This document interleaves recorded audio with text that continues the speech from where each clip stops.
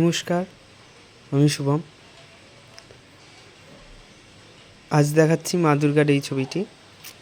তবে ছবিটি করেছি আমি পুজোর আগেই।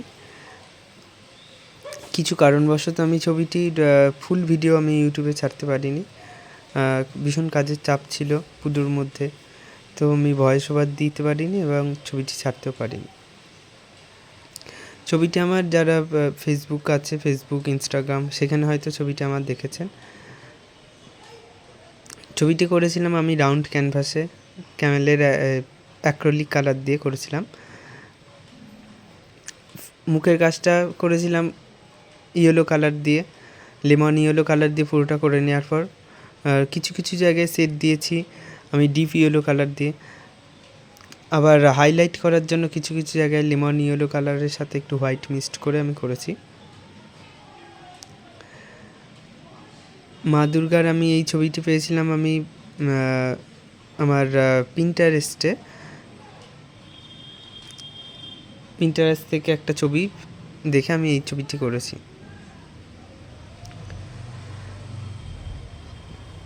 পরবর্তীতে চোখের কালারটা দেখাচ্ছি। চোখের কালারটা দেখানোর জন্য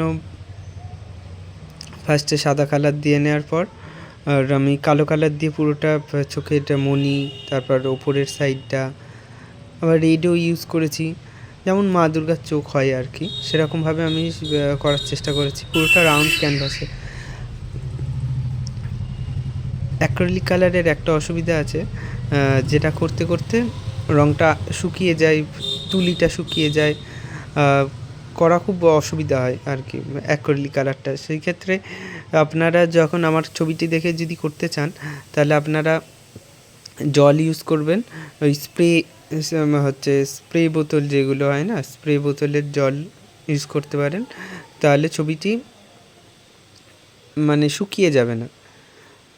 আমি এই ছবির ক্ষেত্রে করিনি, কারণ আমার কাছে স্প্রে বোতলটা সেই সময় ছিল না, তো আমি পুরোটাই ওরকম একটুখানি জল দিয়ে করেছিলাম।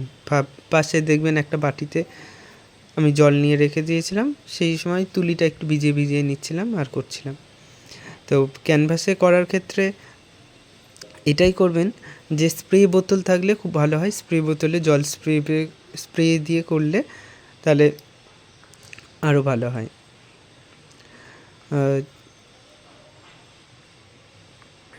চোখের কাজটা পুরোটাই প্রায় কমপ্লিটের দিকে। কিছু কিছু জায়গায় একটু চোখের কোণাগুলো মা দুর্গা যেমন থাকে একটু পিঙ্ক ভাব থাকে, সেইগুলো আমি করেছিলাম। চুলটা ফার্স্টে ব্রাউন কালার দিয়ে, তারপর আমি পুরো কালো কালার দিয়ে দিয়েছিলাম।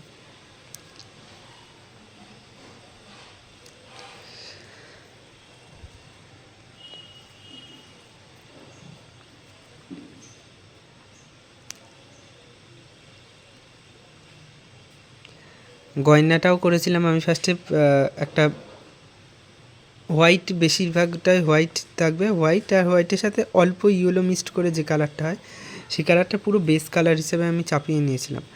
তারপর গয়নার যেগুলো থাকে না, পাথর যেগুলো বলে আর কি, গয়নার যে মধ্যে যেগুলো থাকে সেগুলো বোঝানোর জন্য আমি হোয়াইট কালার দিয়েছিলাম। তারপর সেগুলোকে আরও ভালোভাবে ফোটানোর জন্য আমি ব্রাউন কালার দিয়ে পুরো চারপাশটা বর্ডার টাইপের দিচ্ছিলাম, যাতে একটু ভালো করে ফোটে।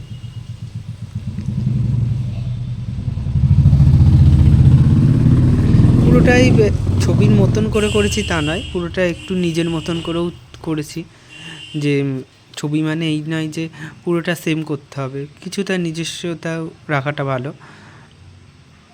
আমি সেই জন্য ছবিটা রেফারেন্স হিসাবে রেখেছি ঠিকই, কিন্তু বেশিরভাগটা আমি নিজের মতন করে টয়নাগুলো নিজের মতন করে সাজিয়ে নিয়েছিলাম।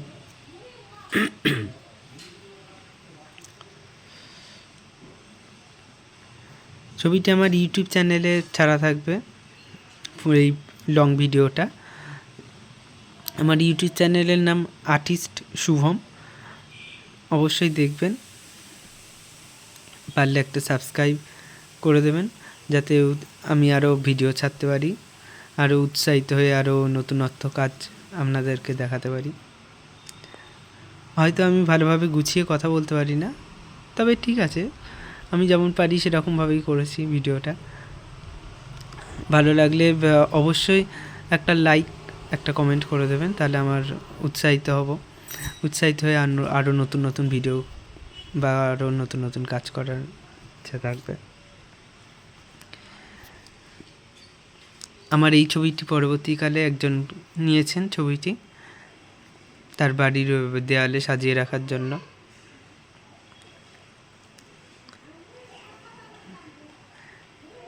ভিডিওটা আসতে অনেকটাই লেট হলো, মানে ছবিটা করা হয়েছিল আমার অনেক দিন আগে, ভিডিওটা আমি করে ভয়েস ওভার দিতে পারছিলাম না, এডিট করতে পারছিলাম না পুজো বলে।